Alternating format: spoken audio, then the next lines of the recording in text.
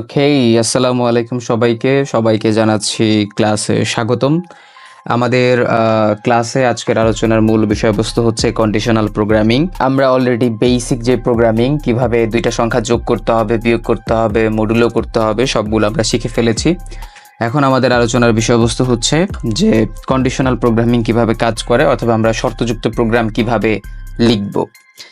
তো as usual আমরা জানি যে আমরা প্রথমে অনলাইন প্রোগ্রামার বা প্রোগ্রামাইজে প্রবেশ করব। তো আমরা ঠিক সেমভাবে লিখব প্রোগ্রামাইজ পাইথন অনলাইন। লিখলি তুমি দেখবা যে তোমার শুরুতেই চলে আসে। তো আমাদের চলে আসলো অনলাইন পাইথন কম্পাইলার, যেটার নাম হচ্ছে ইন্টারপ্রেটার। তো আমরা যদি ইন্টারপ্রেটার প্রবেশ করি তাহলে আমরা এরকম একটা ঘর দেখতে পাবো। তো আমরা এখানে এই প্রোগ্রামটা মুছে দিচ্ছি। এটা মুছে দেওয়ার পরে আমরা একে একে প্রোগ্রামিং করা শুরু করব। আমাদের প্রথম সমস্যাটা আমরা ধরে নিচ্ছি রেজাল্ট বিষয় সমস্যা। আমাদের বাংলাদেশে দেখা যায় যে যদি 33 পাওয়া হয় তাহলে 33 এর সহ উপরে যারা পাবে তাদেরকে আমরা বলি পাস মার্ক, অর্থাৎ তারা পাস করে। অন দ্য আদার হ্যান্ড যারা 33-এর নিচে পায় তারা সাধারণত স্বাভাবিকভাবে আমরা ধরে নিই যে তারা ফেল করছে। তো এই প্রোগ্রামটা আমরা লিখতে চাই যাতে একজন শিক্ষার্থী তার রেজাল্ট লেখার সাথে সাথে চলে আসবে যে সে আসলে পাস করলো নাকি ফেল করলো। তো আমরা যদি এটা লিখতে চাই প্রোগ্রামটা, তাহলে আমরা প্রথমে যেহেতু মার্ক নিয়ে কাজ করব, তাহলে আমরা একটা ভেরিয়েবল লিখছি। ভেরিয়েবলের নাম হচ্ছে মার্ক। দেন আমরা ভেরিয়েবলে যদি ভ্যালু অ্যাসাইন করতে চাই, আমরা জানি ভ্যালু অ্যাসাইন করা মানে হচ্ছে ইকুয়াল সাইন দেওয়া। তো আমরা ইকুয়াল সাইন দিলাম। দেওয়ার পরে আমরা লিখব ইন্টিজার। কেন ইন্টিজার লিখছি? কারণ আমি যে ভ্যালুগুলো নিব সেই ভ্যালুগুলো আমি ইন্টিজারে দিব রেজাল্ট। আমি কিন্তু ইচ্ছা করলে ফ্লটিংয়েও দিতে পারবো। তো আমি আপাতত ইন্টিজার নিয়েই চিন্তা করতেছি। তারপরে আমরা জানি আমাদের ফার্স্ট ব্র্যাকেট দিতে হবে। দেন আমরা এখানে একটা ইনপুট লিখব, যার মধ্যে আমরা কি করব, আমাদের ডাটাটাকে ইনপুট করব। ফাইন। তারপরে আমরা আবার একটা ফার্স্ট ব্র্যাকেট দিব এবং আমরা একটা কোটেশন মার্ক দিব, যার মধ্যে আমরা আমাদের লেখাটা লিখব। তো পি আমি বড় হাতের দিচ্ছি। দেন আমরা লিখব please enter your mark. Please enter your mark. Then আমরা একটা কোলন দিব। দেন আমরা ফার্স্ট ব্র্যাকেটের বাইরে বের হয়ে এন্টার প্রেস করলাম। ওকে, তাহলে আমার ভেরিয়েবলটা লেখা শেষ। এখন আমরা কন্ডিশন লিখব, শর্ত লিখব। যেহেতু আমরা ইফ কন্ডিশন দিব, তো আমরা ইফ কন্ডিশন দিয়ে কাজ শুরু করছি। তারপরে আমরা ইফের পরে স্পেস দিব। দেন আমরা লিখব মার্ক। এখন মার্কের কন্ডিশনটা কি হবে? দেন আমরা স্পেস দিয়ে, আমরা জানি যে 30-এর সমান অথবা বড়, তাহলে আমরা বড় চিহ্নটা আগে দিব। তো আমরা বড় চিহ্ন দিলাম। দেন সমান, দেন আমরা সমান চিহ্ন দিলাম। কত? 33 দিলাম। কিন্তু এইটুক লিখলে আমার প্রোগ্রাম কাজ করবে না। আমরা যদি রান প্রেস করি তাহলে দেখবো আমার ইরোর দেখাবে, অর্থাৎ প্রোগ্রাম রান করবে না। কেন রান করবে না? কারণ এই যে 33, এই ফাংশনটা ক্লোজ করা হয় নাই। তাহলে এই ফাংশনটা আমরা কিভাবে ক্লোজ করব? আমরা এখানে একটা কোলন দিব। দেন আমরা যদি রান করি তাহলেও ইরোর আসবে। রিজন হচ্ছে এখানে আমার যে প্রিন্ট করতে হবে, আমি যে শর্ত দিলাম, শর্তর পরে শর্তের মধ্যে আমি অ্যাকচুয়াল কি দিলাম সেটা আসে নাই। এটা শর্তের বডিটা এখনো তৈরি হয় না, এটা জাস্ট একটা শর্ত। বাট শর্ত দেওয়ার পরে আমি শর্তের মধ্যে কি ইনপুট দিতে চাই বা আমি শর্তযুক্ত ডাটাটা কি হিসেবে দেখাইতে চাই সেটা আমার লিখতে হবে। দেন আমরা সেটা লিখছি। আমরা আবার প্রোগ্রামে চলে গেলাম। দেন সেখান থেকে আমরা এটা কি লিখব, যদি 33-এর সমান অথবা 33 থেকে বড় হয় তাহলে আমরা প্রিন্ট করব। কি প্রিন্ট করব? আমরা ফার্স্ট ব্র্যাকেটে লিখে দিচ্ছি। আমরা প্রিন্ট করব যে ইউ হ্যাভ পাসড। তাহলে আমরা ওয়াই বড় হাতের লিখলাম, ইউ, দেন হ্যাভ, দেন আমরা লিখব পাসড। আমরা বললাম যে পাসড ইন দি এক্সাম। ওকে, তো আমরা এটা আপাতত লিখে দিতে যাচ্ছি। দেন আমরা আবার দিব, এন্টার প্রেস করলাম। এখন আমরা আরেকটা শর্ত লিখতে চাই। তো শর্তটা দেখো, প্রিন্টের নিচেই যদি থাকে তাহলে সেখানে লেখা যাবে না। কেন লেখা যাবে না? প্রিন্টের নিচে লিখলে সেটা কিন্তু এখনো ইফের বডির মধ্যেই আছে। সুতরাং তুমি এখানে না লিখে তুমি ব্যাক স্পেস দিবা। এবার তুমি ব্যাকে চলে আসলা, তার মানে তুমি আর ইফের মধ্যে নাই। এখন তুমি আলাদা করে আরেকটা কন্ডিশন দিতে পারবা। তো আমরা আবার কন্ডিশন দিলাম ইফ। দেন আমরা লিখলাম আবার সেম কথাই মার্ক। এটা আমি কপি করে বসাতে পারতাম, বাট আমি বসাচ্ছি না। দেন আমরা দিলাম লেস দেন কত? 33। যদি তুমি 33 কম পাও দেন আমরা এখানে কোলন দিয়ে দিলাম, এন্টার। এবার এই ইফের বডির মধ্যে আমরা লিখবো যে এটার মধ্যে যদি আসে তাহলে আমরা প্রিন্ট করব। কি প্রিন্ট করব? আমরা প্রিন্ট করব you have failed in the exam. তাহলে আমরা এখানে লিখছি you have failed in the exam. Okay done. Then আমরা এটাকে রান করাচ্ছি। যদি আমরা রান করি তাহলে আমার বলছে মার্ক ইনপুট দিতে। তো আমি মার্ক ইনপুট দিলাম 33, তাই না, 2 না পাস। দেন যদি আমি এন্টার প্রেস করি তাহলে লেখা থাকবে you have passed in the exam. ঠিক সেম ভাবে আমি আবার রান দিয়ে আমি যদি এখানে লিখতাম ধরো 18, কথার কথা 18, তাহলে আমার লেখা থাকবে you have failed in the exam. এখন আমি যদি ইচ্ছা করি এখানে ডাটাটাকে একটু ঘুরে দিই, ধরো আমি এখানে লিখলাম যে 40.5, আমি কিন্তু ফ্লোটিং ডাটা নিয়েছি। তাহলে এন্টার দিলে আমার একটা এরর আসবে। কেন এরর আসবে? কারণ আমি অলরেডি বলে দিছি যে আমি ইন্টিজার নিয়ে কাজ করব। তো আমি যখন এন্টার প্রেস করতেছি আমাকে বলতেছে এটা এরর। কেন এরর? কারণ আমি তো শুরুতে বলেই দিলাম যে আমি ইন্টিজার নিয়ে কাজ করব। তো এখানে আমাদের একটা বুদ্ধি হইলো, আমরা যদি ইন্টিজার না বলে এটাকে আমরা ফ্লোট লিখে দিতাম, ফ্লোট লিখে দিতাম। ওকে, স্মল লেটার ঠিক আছে। আমরা যদি ফ্লোট লিখে এটাকে রান করাইতাম তখন তুমি এখানে যদি দশমিক সংখ্যাও বসাও তাহলে এটার একটা রেজাল্ট আসবে। ধরো আমরা লিখলাম 33.8 বা 9। তো আমরা যদি এন্টার প্রেস করি তাহলে দেখবা you have passed in the exam. অর্থাৎ তুমি দশমিক লেখার পরেও সেটা একটা এক্স্যাক্ট আনসার আসতেছে। কেন আসতেছে? কারণ তুমি এখানে ফ্লোট লিখেছো। ওকে, আচ্ছা, এখন আমরা জানি যে আমরা এইখানে 2বার শর্ত লেখা দরকার হয়েছে। ইফের মধ্যে একবার এই যে লজিক লিখতে হয়েছে মার্ক, আবার 4 নম্বরে তুমি যদি খেয়াল করো তাহলে দেখবা ইফের মধ্যে আরেকবার লজিক লিখতে হয়েছে। এখন আমরা চাচ্ছি দ্বিতীয়বার আমি এই লজিকটা আর লিখবো না। তো দ্বিতীয়বার যদি আমি লজিকটা না লিখি, এখানে ফ্লোটটা আমি মুছে দিচ্ছি, আমি এটাকে ইন্টিজারই রাখি, যেহেতু আমাদের বইয়ে এটাকে ইন্টিজারই রেখেছে। দেন আমরা এখানে এই লজিকটা মুছে দিলাম, পুরাটাই মুছে দিলাম, কোলনটা থাকুক। দেন এই লজিকটার বদলে আমরা এখানে দিলাম এলস। তো এলস দিলে ওই যে আমরা এমসিকিউর মতো মনে রেখেছিলাম যে প্রথমটা যদি মিথ্যা হয় তাহলে এইটাই, দ্বিতীয়টাই সঠিক হবে। ইফও একটা শর্ত, এলসও একটা শর্ত। ইফ যদি মিথ্যা হয়ে যায় তাহলে এলস কাজ করবে, আবার যদি ইফ সত্য হয় তাহলে এলস কাজ করা বন্ধ হবে। দেন আমরা যদি প্রোগ্রামটাকে রান করি, এবার ধরো আমরা ভ্যালু বসালাম, এলস কাজ করে কিনা দেখি। তাহলে এলস কাজ করবে যদি তুমি 33-এর নিচে পাও। তো ধরলাম তুমি পাইলা 25, দেন প্রেস করো, দেখো you have failed in the exam. তো you have failed in the exam কেন হইলো? কারণ এখানে এলস কাজ করলো। কিভাবে এলস কাজ করলো? কারণ তুমি ইফ, এই যে প্রধান শর্তটা তুমি পূরণ করতে পারো নাই। ওকে, তো সেম ভাবে আমরা এইজ, বয়স, এগুলো দিয়ে আমরা এই কাজটা করতে পারি। এখানে তোমাদের আরেকটা সমস্যা বা মজার ফ্যাক্ট বলি, সেটা হচ্ছে একজন আমাকে বলেছিল যে সেখানে তোমরা 3টা একসাথে দিতে চাও, যে সে পাস করছে শুধু এইটাই না, সে A+ পাইছে, তুমি সেটাও দেখাইতে চাও। এখানে তোমরা একটা প্রবলেম ফেস করবা, সেটা আমি তোমাকে একটু বলে দিচ্ছি। ধরো আমরা জানি ইফ এলস এর মাঝখানে যেটা থাকে সেটা হচ্ছে এলিফ। তো আমরা একটা জায়গা খালি করলাম। এখন দেখো আমরা যেই জায়গাটা খালি করলাম ভালো করে দেখো, সেটা প্রিন্টের নিচেই কিন্তু ব্লিঙ্ক করতেছে। তো প্রিন্টের নিচেই যদি ব্লিঙ্ক করে তাহলে সেটা কিসের ঘর বলো তো? সেটা কিন্তু ইফের বডি। তো তুমি এখানে যেই ডাটাটা লিখবা, এখানে তুমি যা লিখবা তা কিন্তু ইফের মধ্যে চিন্তা করতে হবে। তো আমরা কি করব, আমরা এখানে এসে একটা ব্যাক স্পেস প্রেস করব, তাহলে আমরা দেখো ইফের সরাসরি নিচে চলে গেছি। এখন আমি যা লিখবো তা আরেকটা কন্ডিশন বা আরেকটা শর্ত হবে। তো এখানে আমরা শর্ত লিখলাম এলিফ। এলিফ লেখার পরে আমরা লিখলাম মার্ক, দেন আমরা কি লিখবো, গ্রেটার দেন অর ইকুয়াল কত হবে? যদি 80 হয়। মার্ক যদি গ্রেটার দেন অর ইকুয়াল, এটা তুমি স্পেস দিতে পারো, স্পেস নাও দিতে পারো, সমস্যা নাই। তো আমরা এখানে দিলাম। দেন আমরা বলতে চাই যে সে যদি 80 অথবা 80-র উপরে পায় তাহলে আমরা একটা কথা প্রিন্ট করব। কি প্রিন্ট করব? আমরা প্রিন্ট করব যে ইউ হ্যাভ গটেন A+। তাহলে আমরা এখানে বললাম you have gotten A+ in the exam. Okay, তো তুমি বলে দিলা in the exam.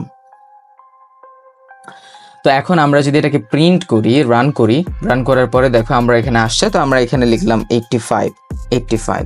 তো এখানে তুমি যদি 85 দাও তাহলে দেখবা you have passed in the exam. তো আমার তো কথা ছিল যে আমি যে ইলিফে লিখছি you have gotten A+ in the exam, আমি তো 85 দিলাম, তাহলে তো আমার 4 নম্বর এই যে এই মানে ইফ একটা শর্ত, ইলিফ একটা শর্ত, এলস একটা শর্ত, তাহলে তো আমার ইলিফটা কাজ করার কথা, বাট আমার ইলিফ এখানে কাজ করতেছে না। রিজনটা কি? এখানে খুব ভ্যালিড একটা রিজন যেটা তুমি অলরেডি শিখে ফেলেছো, সেটা হচ্ছে আমরা জানি ইফ যেটা প্রথমে থাকে, এই যে প্রথম যেই শর্ত থাকে, এই প্রথম শর্তটাই হচ্ছে প্রধান শর্ত বা পাওয়ারফুল শর্ত। অর্থাৎ প্রথম শর্তের উপর ডিপেন্ড করেই কিন্তু সব কিছুর কাজ হয়। তুমি ইলিফের মধ্যে যেই শর্তটা দিয়েছো সেই শর্ত যদি ইফের মধ্যে দাও, তাইলেই দেখবা খেলা পুরোপুরি 360 ডিগ্রি অ্যাঙ্গেলে ঘুরে যাবে, মানে উল্টা হয়ে যাবে, 360 না 180 ডিগ্রি অ্যাঙ্গেলে ঘুরে যাবে। তাহলে আমরা একটু দেখি, আমরা 33-এর এই যে শর্তটা, এই শর্তটা দিব নিচে। ওকে, 33-এর শর্তটা আমরা দিব নিচে, আমরা কেটে নিচ্ছি, দেন সেটা আমরা এই মার্কের এখানে আমরা এটা বসায় দিচ্ছি। এবং এই যে 80-র যেই শর্ত, সেই শর্তটা আমরা দিব উপরে, তো আমরা এখান থেকে কেটে নিচ্ছি এবং আমরা উপরে এই মার্কের পরে 80-র শর্তটা বসায় দিচ্ছি। এখন যদি 80-র সমান অথবা তুমি বড় পাও, তাহলে তোমার কি হবে? You have gotten a plus in the exam, normal কথা। তো এটা আমরা এখান থেকে কেটে নিচ্ছি, দেন সেটা আমরা উপরে ইফের মধ্যে বসায় দিব। ওকে, আমি এখানে শর্টকাট করতেছি, তোমরা এখানে পুরাটাই নিচে হাতে টাইপ করতে পারো। তো আমি এখানে একই তো হ্যাঁ চলে আসলো, তাহলে আমরা এটা মুছে ফেলি। তাহলে আমরা 33 পাইলে আমরা বলবো you have passed in the exam. হ্যাঁ, ওটা মুছে গেছে। তাহলে আমরা এখানে বলে দিব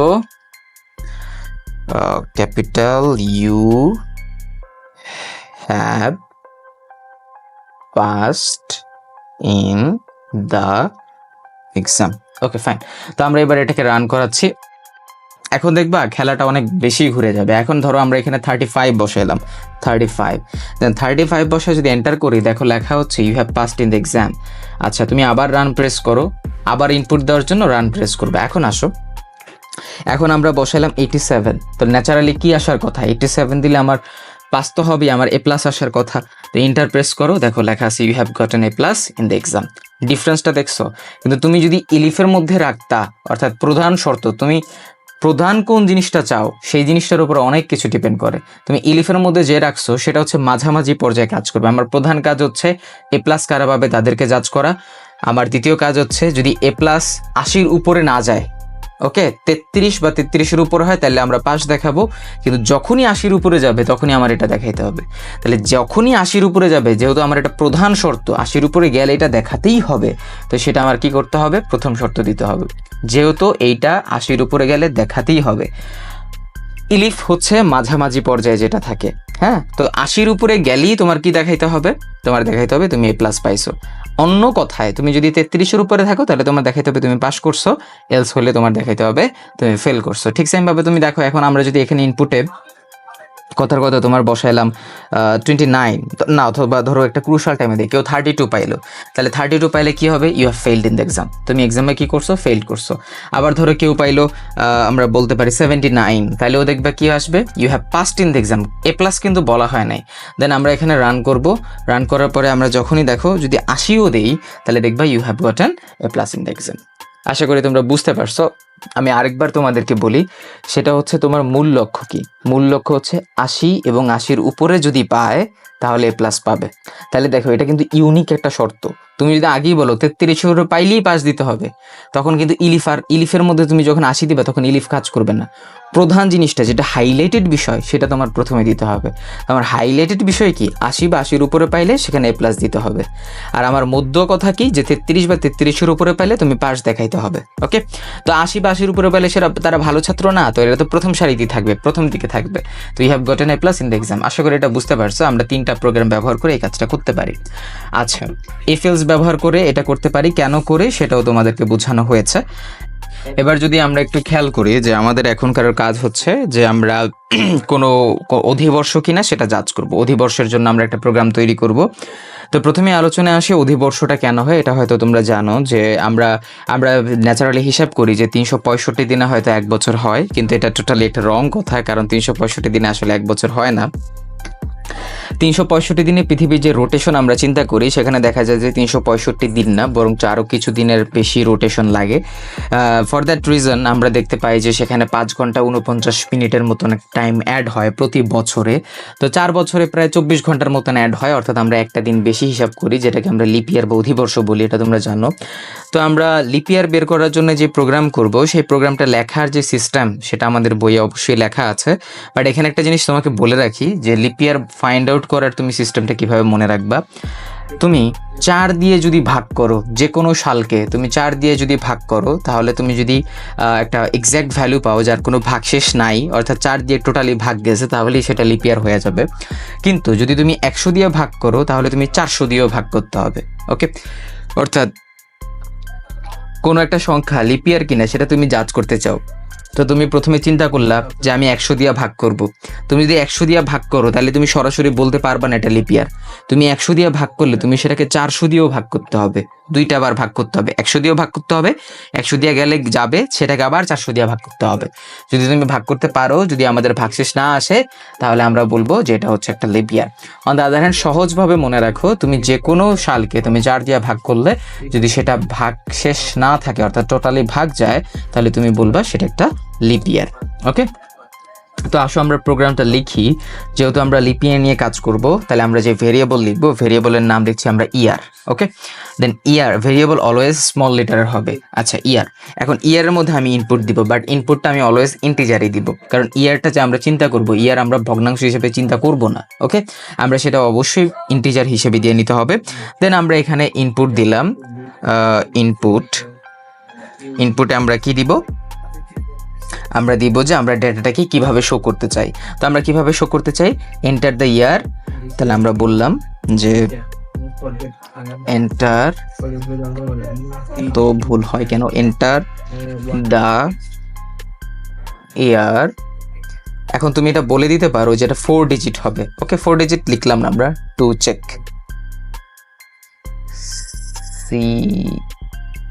চেক, হ্যাঁ, এন্টার দ্য ইয়ার চেক। দেন আমরা এখানে একটা কলন দিলাম, দেওয়ার পরে আমরা এখানে পরের স্পেসে চলে গেলাম, enter the year to check. Okay, fine. এবার আসো, এবার আমরা শর্ত দিব। হ্যাঁ, তো শর্ত হচ্ছে আমাদের ইফ, আমরা শর্ত দিলাম। শর্তটা কি হবে, শর্ত আমরা ফার্স্ট ব্র্যাকেট দিলাম। কেন ফার্স্ট ব্র্যাকেট দিলাম, এখন আমরা একটু কম্পাউন্ড শর্ত দিব। তো কম্পাউন্ড শর্ত কি, এটা তোমাদেরকে আমি বলছি। কম্পাউন্ড শর্ত হচ্ছে অর বা অ্যান্ড এগুলো দিয়ে থাকে। তো আমরা বললাম যে আমরা যে ইয়ারটা নিব, এই ইয়ারটা কি হইতে হবে, ইয়ারটাকে আমরা ভাগ করতে হবে, রাইট? তো ইয়ারটাকে যদি আমরা ভাগ করি, মডুলো কি করব, মডুলো করব 400 দিয়ে। কেন মডুলো 400 দিয়ে, 400 দিয়ে মডুলো মানে 400 দিয়ে ভাগ করলে তোমার ভাগশেষ আসতে হবে কত, 0, অর্থাৎ কোনো ভাগশেষ থাকতে পারবে না। যদি তুমি সেটাকে কি চাও, লিপ ইয়ার হিসেবে চাও, তাহলে আমরা দুইটা ইকুয়াল দিলাম, দেন আমরা লিখলাম যে 0 হইতে হবে। ওকে, দেন আমরা মাঝখানে লিখলাম অর, দেন আমরা আবার ফার্স্ট ব্র্যাকেট দিব। এখন অথবা অন্য কি হইতে হবে, ওই যে ইয়ারকে আমরা দিব মডুলো, কি থাকা যাবে না, ভাগশেষ থাকা কিন্তু যাবে না। মডুলো দিলাম আমরা কত, 100। ওকে, 100, তাহলে এই যে 100 দিয়ে আমরা দিলাম, 100 দিয়ে দিলে সেখানে কি থাকা যাবে না, কোনো প্রকার ভাগশেষ থাকা যাবে না। এখানে একটা কন্ডিশনাল স্টেটমেন্ট আছে, এটা একটু বুঝতে অসুবিধা হতে পারে। তাহলে এটা হবে নট ইকুয়াল 0। ওকে, তাহলে আমরা এখন এক্সক্লামেশন চিহ্ন দিব, দেন আমরা দিব ইকুয়াল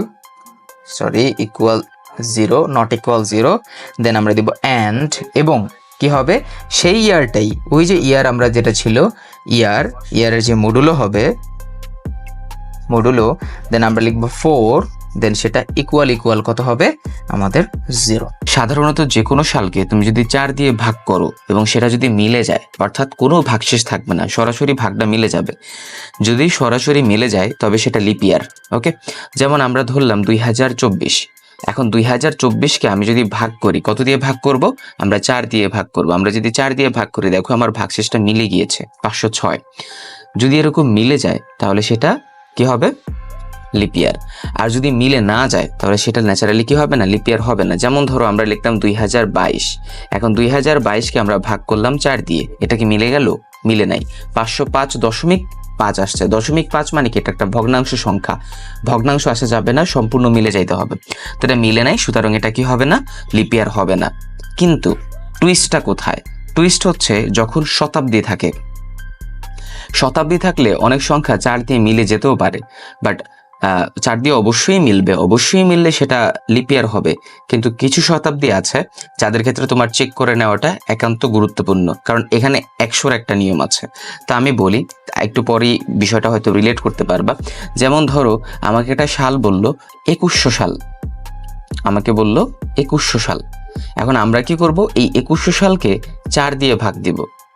দেখো 2100 সালকে তুমি যখন 4 দিয়ে ভাগ দিচ্ছ তখন কিন্তু তুমি পাচ্ছ 5 2 5 525। এখন তোমার মনে হতে পারে যে এটা হয়তো লিপ ইয়ার, কিন্তু তুমি এই কাজটা করবা না। তুমি 2100 সালকে 400 দিয়ে ভাগ দিবা। এটা কিভাবে মনে রাখবা? যখন তুমি দেখবা শতাব্দী থাকে, শতাব্দী সাল কোনগুলো? যেই সালগুলো শেষে দেখবা 2টা শূন্য থাকে। এই 2টা শূন্যওয়ালা সালগুলোকে তুমি শুধু 4 দিয়ে যদি ভাগ করো তাহলে তোমার আনসার কিন্তু লিপ ইয়ার চলে আসতে পারে। দেখো এখানে ভগ্নাংশ আসে নাই, 5 2 5 525 আসছে উত্তর, কিন্তু এটা কিন্তু লিপ ইয়ার না। 2100 সালটা কি না? লিপ ইয়ার না। তো এটা তুমি কিভাবে চেক করবা? যখনই তুমি শতাব্দী সাল দেখবা তখন সেটাকে 400 দিয়েও ভাগ দিবা। তুমি 400 দিয়ে ভাগ দিলে দেখো এটা দশমিকে চলে আসে, সুতরাং 2100 সালটা কি নয়? কোনো লিপ ইয়ার না। ঠিক সেম ভাবে ধরো আমরা বলতে চাই 2000 সাল, তো 2000 সালকে আমরা যখনই দেখবো লাস্টে 2টা শূন্য আছে সেটাকে অবশ্যই আমরা 400 দিয়ে ভাগ দিয়ে চেক করব। তাহলে আমরা সেটা লিপ ইয়ার কি লিপ ইয়ার না সেটা চলে আসবে। ওকে, তারপরে আমরা ধরো আর কি ধরতে পারি? ধরো 2300 সাল। এখন যদি 2300 সালকে তুমি চিন্তা করো, আচ্ছা এখন তুমি ধরো 2300 সালকে তুমি 4 দিয়ে ভাগ করো, তুমি কিন্তু একটা আনসার পাচ্ছ। তো এটা লিপ ইয়ার হইতে পারে, বাট তুমি 4 দিয়ে দিবা না, কারণ লাস্টে 2টা শূন্য, তাহলে তুমি এটাকে 400 দিয়ে দিবা। দেখো 5.75 আসছে। এই যে 75 আসার কারণে এটা একটা ভগ্নাংশ সংখ্যা, সুতরাং এটা কি হবে না? লিপ ইয়ার হবে না। তাহলে সহজ কথায় আমরা কি বুঝলাম? যে বেশিরভাগ সময় 4 দিয়ে ভাগ করলেই হবে, শুধু সালের শেষে যদি 2টি শূন্য দেখা যায় তবে সেটাকে 400 দিয়ে ভাগ করে নিশ্চিত হতে হবে। এই রুলটা মনে রাখো। এবার আসো, আমরা প্রোগ্রামে লেখার সময় যে শর্তটা লিখেছি, শর্তটা তোমরা এখন দেখতে পাচ্ছ। এই শর্তের মধ্যে তুমি দেখবা প্রথম শর্তে লেখা আছে ইয়ার মডুলো 400 ইকুয়াল 0। ইকুয়াল 0 মানে কি? ভাগশেষ থাকবে না, অর্থাৎ 400 দিয়ে ভাগ করলে ভাগশেষ থাকবে না। তারপর হচ্ছে অর, হয় এইটা হবে, অথবা ইয়ারকে তুমি 100 দিয়ে ভাগ করলে কোনো ভাগশেষ থাকা যাবে না, এবং ইয়ারকে তুমি 4 দিয়ে ভাগ করলে সেটার ভাগশেষ থাকা যাবে, মানে ওইটাতে হচ্ছে ভাগশেষ থাকবে। সরি, ইয়ারকে তুমি 100 দিয়ে ভাগ করলে তোমার কি থাকবে? একটা ভাগশেষ থাকবে। দেখো লেখা আছে নট ইকুয়াল 0। আর তুমি যদি ইয়ারকে 4 দিয়ে ভাগ করো, যদি ইকুয়াল 0 হয় অর্থাৎ কোনো ভাগশেষ নাই, তাহলে সেটা কি হবে? আমাদের লিপ ইয়ারের মধ্যে পড়বে। এখন আমরা একটা সাল চুজ করলাম 2100, ধরো 2100 আমরা চুজ করলাম। এখন 2100 প্রথম শর্তের কথা চিন্তা করো। প্রথম শর্তে কত ছিল? যে 400 দিয়ে ভাগ করলে ভাগশেষ 0 হইতে হবে। তাহলে আমরা 400 দিয়ে ভাগ করি, দেখো ভাগশেষ কি 0 হয়েছে? 0 না। দশমিকের পরে কোনো নাম্বার আসলে এখানে ভাগশেষ 0 হয় নাই। মডুলো সবসময় ভাগশেষ ফাইন্ড আউট করে, এটা মাথায় রাখলে বিষয়টা বোঝা সহজ। তাহলে আমরা দেখতে পাচ্ছি আমাদের প্রথম শর্তটা কি? ইনভ্যালিড, মানে প্রথম শর্তটা ভ্যালিড। এবার অরের পরে দেখো 2টা শর্ত লেখা আছে। একটা হচ্ছে 100 দিয়া করলে ভাগশেষ থাকবে, এন্ড 4 দিয়া করলে ভাগশেষ থাকবে না। তাহলে এন্ড মানে কি? 2টা শর্তের যে কোনো একটা যদি মিথ্যা হয় তাহলে ওটা মিথ্যা হয়ে যাবে। তাহলে প্রথম শর্তটা তো মিথ্যা, এটা। এবার আমরা 100 দিয়ে ভাগ করে দেখি। 2100কে আমরা ভাগ করব 100 দিয়ে। তো 2100কে 100 দিয়ে ভাগ করলে দেখো ভাগশেষ নাই, কিন্তু 21 আসে, অর্থাৎ পুরো ভাগফলটাই আসে, দশমিকের পরে কিছু নাই। দশমিক না আসলে সেখানে কোনো ভাগশেষ নাই, অর্থাৎ এখানে আমরা বলতেছি ভাগশেষ থাকবে, কিন্তু আনসারে আমরা দেখতেছি ভাগশেষ নাই। তাহলে এইটাও কি? ক্রস। তাহলে 2টা ক্রস যখন তুমি পাবা, অর্থাৎ প্রথমটাও ক্রস পাইলা এবং অরের পরেও তুমি ক্রস পাইলা, তখন বলতে হবে যে এটা লিপ ইয়ার না। ওকে, কারণ এন্ডের যে 2টা অংশ আছে, বাম পাশ ডান পাশ, এই এন্ডের প্রথম অংশ যদি ভয়েড হয় তাহলে দ্বিতীয় অংশ অটোমেটিক্যালি কি হয়ে যাবে? ভয়েড হয়ে যাবে। তাহলে অরের প্রথমটা যেটা ছিল সেটাও ভয়েড, তার মানে এটা তো বাদই। আবার অরের পরেও কি? ভয়েড, তাহলে এটাও বাদ। তাহলে 2টা বাদ হলে সেটা কি হবে না? লিপ ইয়ার হবে না।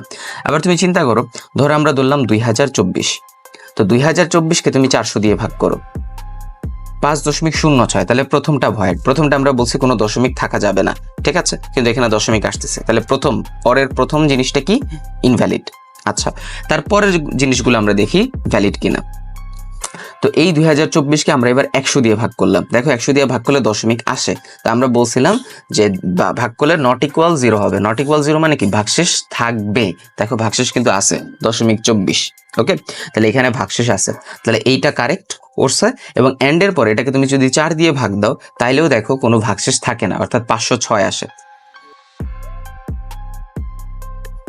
তাহলে আমাদের অরের পুরো শর্তটাই কি হইলো? কমপ্লিট হইলো। বাট অরের প্রথম শর্তটা কমপ্লিট হইলো না, যেহেতু পরের শর্তটা কমপ্লিট হইলো সেই অনুসারে এটা একটা লিপ ইয়ার হবে। আশা করি বিষয়টা তোমরা বুঝতে পারছো। না বুঝলে আমাকে যদি আমরা এই শর্ত পূরণ করে দেন আমরা কি প্রিন্ট করব? আমরা লিখব প্রিন্ট ফার্স্ট ব্র্যাকেট, দেন আমরা এখানে লিখতে হবে, আমরা ইচ্ছা করলে আগে ই লেখা পরে ভেরিয়েবল লিখতে পারি। আচ্ছা, আগে আমরা ভেরিয়েবল লিখি ইয়ার, দেন আমরা কমা দিব, কমা দিয়ে আমরা এবার স্ট্রিং বা আমরা ওই ইনভার্টেড দিলাম, দেওয়ার পর আমরা লিখলাম ইজ এ লিপ ইয়ার, আমরা বলবো is a lip year. Okay fine. এইবার খুকু চোখ খুললো। এবার আমরা আসবো, আসার পরে এটা কিন্তু বডিতে থাকা যাবে না, আমরা ব্যাকে প্রেস করলাম, দেন আমরা লিখলাম এলস। ওকে ফাইন, দেন আমরা এখানে একটা কোলন দিব, দেন আমরা আবার এলস বোর্ডের মধ্যে কি লিখবো, এখানে হবে প্রিন্ট ফার্স্ট ব্র্যাকেট, দেন আমরা আবারও সেই ভেরিয়েবলটাকে লিখবো, প্রথম ভেরিয়েবল যেটা ছিল ইয়ার, দেন আমরা একটা কোটেশন দিব, দেওয়ার পরে এখানে বলবো ইজ নট আ লিপ ইয়ার। আচ্ছা, যদি প্রথম শর্ত মানে তাহলে সেটা লিপ ইয়ার, আর যদি দ্বিতীয় প্রথম শর্ত না মানে তাহলে সেটা লিপ ইয়ার হবে না, একদম ন্যাচারাল কথাবার্তা। এখন আসো, এখানে আমরা দেখতে চাই যে 2022 সাল সেটা লিপ ইয়ার ছিল কিনা। 2022 সাল ইজ নট আ লিপ ইয়ার। আচ্ছা, আমরা এটাকে দেখতে চাই যে 2024 সাল লিপ ইয়ার ছিল কিনা। 2024 সাল, ইয়েস 2024 ইজ এ লিপ ইয়ার। তো এইভাবে তুমি যে কোনো সময় এটা লিপ ইয়ার ছিল কি না ছিল সেটা তুমি বের করে ফেলতে পারো। যেমন আমরা কি করতে পারি, রবীন্দ্রনাথ ঠাকুরের জন্ম কত সালে, আমরা দেখি সেটা লিপ ইয়ার ছিল কি না। আচ্ছা একটু দেখি, রবীন্দ্রনাথ বার্থডে 1861। আচ্ছা 1861, আমি জানতাম এটা। তো আমরা এখানে ইনপুট দিচ্ছি 1861। আমরা ইনপুট দেওয়ার পরে আমরা যদি দেখি ইজ নট এ লিপ ইয়ার। আচ্ছা, আমার জন্ম সালটা দেখি লিপ ইয়ার কিটা, 2002। তাও লিপ ইয়ার না। আচ্ছা, তোমরা যারা ক্লাস 10-এ তারা 2009 সালে, না 2009 না 2010-এ, 2010, তোমরা 2010 সালে লিপ ইয়ার না। আচ্ছা, তাহলে 2012 লিপ ইয়ার মেবি, 2012 দেখি, 2012 ইজ এ লিপ ইয়ার। তো এইভাবে আমরা কি করতে পারি, যে কোনো লিপ ইয়ারকে আমরা ইজিলি ফাইন্ড আউট করতে পারি। ওকে, আচ্ছা এবার আমাদের আরেকটা প্রোগ্রামিং আছে, সেটা হচ্ছে আমাদের আমরা মিটারকে ফুট এবং ফুটকে মিটার এরকম করে নিতে চাই। তো আমরা ইচ্ছা করলে একটা ওয়েব বানায় রাখতে পারবো। হ্যাঁ, তুমি এরকম অনেক ওয়েবসাইট পাবা, যেখানে ওয়েবসাইট, আমি যদি তোমাকে একটা ওয়েবসাইট দেখাই, যেমন ধরো আমরা এখানে সার্চ করলাম যে কি বলা যায়, ফিট টু মিটার। তো ফিট টু মিটার যদি তুমি দাও, ওই যে কনভার্টার, ঠিক আছে, তুমি দিলে দেখবা এখানে তো গুগল নিজেই একটা দিছে, গুগল কিন্তু এটা ডেভেলপ করে রাখছে। হ্যাঁ, তারপরে দেখো ইউনিট কনভার্টার, এখানে দেখো ওরা ডেভেলপ করে রাখছে। তুমি এখানে ঢুকে তুমি যে কোনো ভ্যালু দিবা, দেখবা ও কনভার্ট করে দিবে, যে আমরা ন্যাচারালি এখানে আউটপুটটা কীভাবে পাবো। তো ইটস ভেরি ইজি। প্রথমে আমরা কি কাজ করতে চাই, যে আমাদের মূল কাজ হচ্ছে আমরা প্রিন্ট করব না, আমরা আর কি চয়েসটা লিখবো। তো বইয়ের মতন করি আমরা লিখছি, আমরা প্রিন্ট লিখলাম, দেন আমরা ফার্স্ট ব্র্যাকেট দিলাম, কোটেশন দিলাম, দেন আমরা 1 লিখলাম, কোলন দিলাম, দেন আমরা লিখলাম ফিট টু মিটার, না METERS মিটার্স। আমরা কমা দিয়া আমরা আরেকটা চয়েস দিতে চাই, তো আমরা চয়েস দিলাম 2 নম্বর চয়েস, সেটা হবে মিটার্স টু ফিট। হ্যাঁ, তাহলে METERS মিটার্স টু ফিট। ওকে, ফিট এফ বড় হাতে দিলে ভালো হইতো না, সৌন্দর্যের একটা বিষয় আছে, আমাদের বড় হাতে দিলাম। ওকে, এটা হচ্ছে আমার 2টা চয়েস থাকবে, আমি এখান থেকে যে কোনো একটা চয়েস চুজ করে নিতে পারবো। দেন আমরা এন্টার প্রেস করলাম। এখন আমরা লিখবো চয়েস। হ্যাঁ, অবশ্যই ছোট হাতে দিতে হবে, কারণ এটা ভেরিয়েবল। আমরা ভেরিয়েবলটাকে দিলাম চয়েস, দেন আমরা ইকুয়াল সাইন দিলাম। এখন আমরা ভ্যালু অ্যাসাইন করবো, দেন আমরা দিব ইন্টিজার, দেন ইন্টিজারের পরে কি দিতে হয়, ফার্স্ট ব্র্যাকেট দিতে হয়, দেন তুমি লিখবা ইনপুট, কি উঠে এগুলা, ইনপুট, দেন তুমি আবার ফার্স্ট ব্র্যাকেট দিবা, দেন কোটেশন দিবা, দেওয়ার পরে এন্টার চয়েস দিবা। ওকে, তাহলে আমরা দিচ্ছি এন্টার, ইউর চয়েস দিলে ভালো হইতো। আচ্ছা যাক, আমরা লিখি এন্টার চয়েস, দেন আমরা একটা কোলন দিলাম, যারা চয়েসটা দিবে সেখানে, দেন আমরা পরেরটা চলে আসি। এবার আমরা কন্ডিশন দিব। ওকে, তাহলে আমরা বলবো ইফ, যদি তোমার চয়েস CHOCE, যদি তোমার বানান ঠিক আছে, আচ্ছা ঠিক আছে, চয়েস ইকুয়াল, 2টা দিতে হবে, ইকুয়াল 1 হয়, যদি তুমি প্রথম নম্বরটা চুজ করো তাহলে কি আসবে, যদি তুমি প্রথম নম্বরটা চুজ করো, চয়েস 1 মানে কিন্তু এটা ফিট টু মিটার, তাহলে ফিট টু মিটার চুজ করলে এখানে আমরা প্রথমে এখন ভেরিয়েবল দিয়ে দিব আমার যে নাম্বারটা কি হবে, নাম্বারটা এখানে আমরা সব ডাটাই নিতে চাই। ওকে, এই জন্য আমরা এখানে কি লিখবো, ফ্লট, যেহেতু আমি সব ডাটাই নিতে চাচ্ছি। আচ্ছা, এখানে চয়েসের ক্ষেত্রে ইন্টিজার কেন? চয়েসের ক্ষেত্রে ইন্টিজার হচ্ছে 1 আর 2, এগুলো তো ইন্টিজারই ছিল, বাট নাম্বারের ক্ষেত্রে তুমি এখানে ফ্লট নিবা, তুমি যেই নাম্বারে ইনপুট করতে চাও। ওকে, তো আমরা ফ্লট লিখলাম, দেন আমরা এখানে একটা ফার্স্ট ব্র্যাকেট দিব, দেওয়ার পরে এখন আমরা এখানে ইনপুট ভ্যালু নিব, ইনপুট, দেন আবার ফার্স্ট ব্র্যাকেট দিবা, দেওয়ার পরে লিখবা এন্টার নাম্বার। আচ্ছা, তাহলে আমরা লিখব, কোটেশন দেওয়া হয়নি, কোটেশন, দেন আমরা লিখব enter number, enter number. Choice 1-এ গেলে তো কি হবে সেটা তুমি জানোই, ঠিক আছে? তাহলে এন্টার নাম্বার, যেহেতু ফিট টু মিটার, প্রথমটা কি ফিট টু মিটার, তাহলে এটা অবশ্যই ফিটেরই থাকবে প্রথমটা। তো আমি আর কিছু লিখলাম না, আমি এখানে একটা কোলন দিয়ে আমি পরের লাইনে চলে যাই, একটু কাজটা দ্রুত হোক। দেন আমরা পরে লিখব, যদি আমরা ফিট নাম্বারটা বসাই তাহলে আমরা প্রিন্ট করব, কি প্রিন্ট করব, আমরা আগে ভেরিয়েবল লিখতে পারি, বাট ভেরিয়েবল না লিখে আমরা লিখলাম যে আমরা প্রিন্ট করব মিটার্স, দেন আমরা দিব কোলন, দেন আমরা একটু ডান পাশে যাব, আমরা ডান পাশে গেলাম, যাওয়ার পর আমরা দিলাম কমা, দেন আমরা লিখব রাউন্ড। এই রাউন্ড শব্দটা কেন লিখলাম এটা বুঝবা, সমস্যা নেই, টেনশনের কিছুই নেই। রাউন্ড শব্দটা কেন লিখলাম বুঝবা, রাউন্ড লিখবো, দেন আমরা লিখব নাম, দেন আমরা এটাকে ভাগ চিহ্ন দিব স্ল্যাশ, দেন আমরা লিখব 3.28। এটা হয়তো জানো যে ফিট টু মিটারে কনভার্ট করতে হইলে ফিটকে 3.28 দিয়ে ভাগ করতে হয়, ফিটকে মিটারে কনভার্ট করতে হইলে ফিটকে 3.2 দিয়ে ভাগ করতে হয়, অর্থাৎ 1 মিটার সমান 3.28 ফিট, 1 মিটার সমান 3.28 ফিট। তো যেহেতু আমরা সেটা জানি, তো সেই হিসাবে আমরা কাজ করতেছি। আচ্ছা, আমরা লিখলাম এবং আমরা ব্র্যাকেটের বাইরে যাইতে হবে, আমরা বাইরে গেলাম, যাওয়ার পরে আমরা কমা দিয়ে লিখব 3।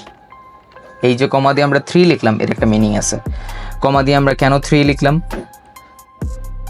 রাউন্ডের পরে আমরা আরেকটা ফার্স্ট ব্র্যাকেট দিতে হবে, নাহলে 3টা রাউন্ডের বাইরে চলে যাচ্ছে। হ্যাঁ, এই 3টা রাউন্ডের বাইরে চলে যাচ্ছে, এই জন্য আমরা ফার্স্ট ব্র্যাকেট, এবার রাউন্ডের ভিতরেই আছে। আচ্ছা, 3 কথার মানে কি? 3 কথার মানে হচ্ছে তুমি এই যে নাম্বারটা দিয়ে ভাগ করবা, ভাগ করার ফলে যে ভাগফলটা আসবে এটা 3টা দশমিক স্থান পর্যন্ত আসবে। ওকে, কত দশমিক স্থান পর্যন্ত আসবে? 3 দশমিক স্থান পর্যন্ত আসবে, এর বাইরে আসবে না। অর্থাৎ দশমিক তো অনেকগুলো হবে, তুমি ক্যালকুলেটরে ভাগ করে দেখতে পারো, কিন্তু এটা 3 দশমিক স্থান পর্যন্তই আসবে। দেন তুমি দেখো এখানে প্রিন্টের নিচেই পড়ছে, প্রিন্টের নিচে পড়লে কিন্তু করা যাবে না, কারণ তাহলে এটা ইফের বডি হয়ে যাবে। দেন আমরা ব্যাক স্পেস প্রেস করে আমরা এটাকে লিখলাম এলস, দেন আমরা একটা কোলন দিলাম, দেন আমরা আবার দিলাম নিচে, এবার আমরা আবারও লিখব নাম। এবার নাম্বারটা কি হবে বলো, সেম ভাবে তুমি আবারও লিখবা ফ্লট, তুমি কিন্তু একটু আগে দেখাইলাম সেই প্রোগ্রাম বানাচ্ছ। দেন আমরা এখানে লিখব ইনপুট, দেন আমরা আবার ফার্স্ট ব্র্যাকেট দিব, দেন আমরা একটা কোটেশন দিয়ে লিখব এন্টার নাম্বার, এন্টার নাম্বার দেওয়ার পরে দেন আমরা এখানে আসে এন্টার প্রেস করব, দেন আমরা এখানে লিখব প্রিন্ট, কি প্রিন্ট করবে, প্রিন্ট করবে ফিট। এখন কিন্তু আর ওইটা নাই, এখন আমরা প্রিন্ট করব হচ্ছে ফিট, তাহলে আমরা এখানে লিখব FEET ফিট, দেন আমরা এখানে কোলন দিলাম, কোলন দেওয়ার পরে আমরা ডান পাশে যে একটা কমা দিচ্ছি, দেন এখানে আমরা আবারও কি করতে হবে, রাউন্ড করতে হবে। ওই ফিগারটা তুমি সবসময় রাউন্ডে রাখবা। হ্যাঁ, রাউন্ড বলতে কি, ধরো 3 দশমিক স্থান পর্যন্ত বা 4 দশমিক স্থান পর্যন্ত রাখতে হবে। দেন আমরা ফার্স্ট ব্র্যাকেট দুইটা দিবা, ফার্স্ট ব্র্যাকেট, দেন ফার্স্ট ব্র্যাকেট দেওয়ার পরে তুমি কোটেশন দেওয়া লাগবে না, কারণ আমরা ভেরিয়েবল নিয়ে কাজ করতে চাই। তাহলে আমাদের ভেরিয়েবল কি ছিল, নাম্বার, তাহলে আমরা লিখব নাম। তুমি দেখো আগে করছি ভাগ, তাহলে এখন করব কি, আমরা গুণ দিলাম, গুণ দেওয়ার পর এখন আমাদের কত হবে, আগে গুণ দিছে, ভাগ দিছিলাম 3.28, এখন গুণ দিব 3.28, আমরা গুণ দিলাম। দেওয়ার পরে আমরা ওই ব্র্যাকেটের বাইরে যাচ্ছি, বাইরে যে আমরা কমা দিয়ে লিখব 3।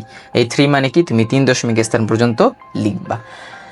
ওকে, আমার প্রোগ্রামটা লেখা শেষ। এখন আমরা রান করলাম। এখন বলছি ইন্টার চয়েস। এখন তুমি যদি 1 নম্বরটা চয়েস করো, 1 নম্বর কি ফিট টু মিটার, দেখো লেখা আছে 1 নম্বর চয়েসে তুমি কি পাবা, ফিট টু মিটার।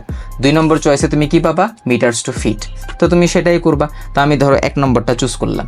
ওকে, দেন এন্টার চয়েস 1 দিলাম। এখন আমার বলছে এন্টার দ্য নাম্বার। এখন নাম্বার আমি কত দিব, ধরো বইটাই দিই, ধরো আমরা দিলাম 25। এখন 25 দিয়ে তুমি ইকুয়াল দাও, দেখো তোমার আসবে 7.622। এই যে দেখো দশমিকের পরে অনলি 3 ঘর।